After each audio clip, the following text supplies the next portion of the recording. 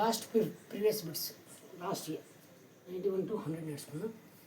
ఈ 100లో 100% మనకు 20 మార్క్స్ మీకు వస్తాయి.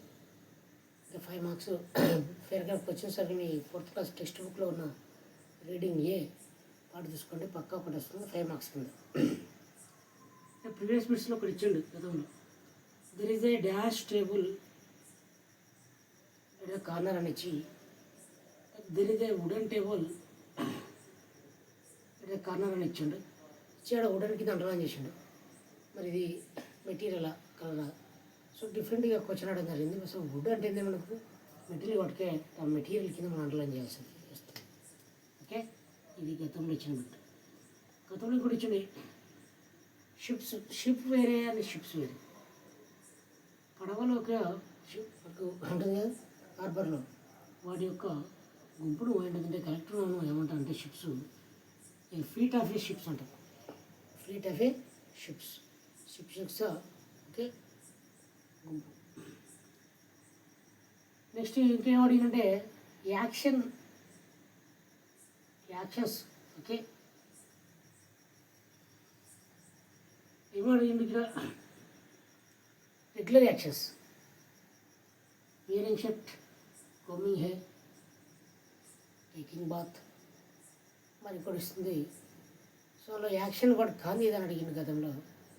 సో వేరింగ్ షర్ట్ రేజ్ చేస్తాం, కోమింగ్ హెయిర్ రోజు చేస్తాం, టేకింగ్ బాత్ కూడా రోజు చేస్తాం.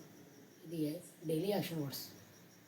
గతంలో అడిగిండు, మళ్ళీ అడగచ్చు నెక్స్ట్ సండే ఎగ్జామ్. సో ఇక్కడ విత్ నోస్తో నువ్వు ఏం చేస్తావు అని అడిగిండు. Sneezing, blowing, smelling. వాసన చూడడం, ప్లస్గా స్నీజింగ్ చేయడం, బ్లోయింగ్ చేయడం, ఇవి మనకు నోటితో చేసి ఇవి గుర్తుంచుకుంటాం. టమాటోకు ప్లూరల్ వాడు అడిగింది మరి యాడింగ్. టమాటోకు ఎస్ఓ యాడ్ చేయద్దు, ఈఎస్ యాడ్ చేయాలి. చెప్పిన గతంలో excess SH okay.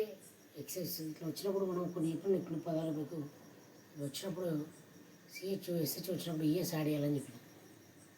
Next making a request okay. Formal way. Informal అంటే can you give me a pen అనొచ్చు, pen give me a pen అనొచ్చు.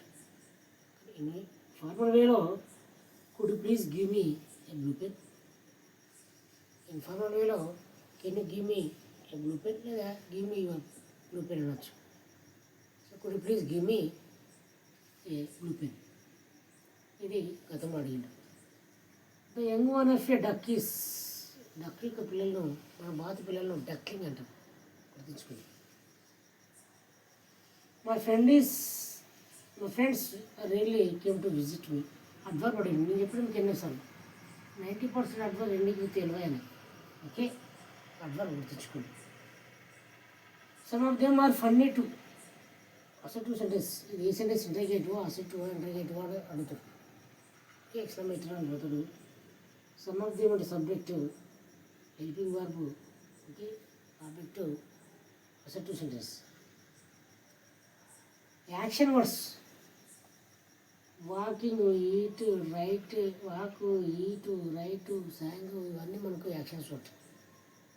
ఇప్పుడు ఇన్యాక్షన్ యాక్షన్ కాదు అడిగిండు, యాక్షన్ వర్డ్ అడుగుతాడు. ఓకే, ఈ విధంగా మనకు 100 బిట్స్ కవర్ అయినాయి.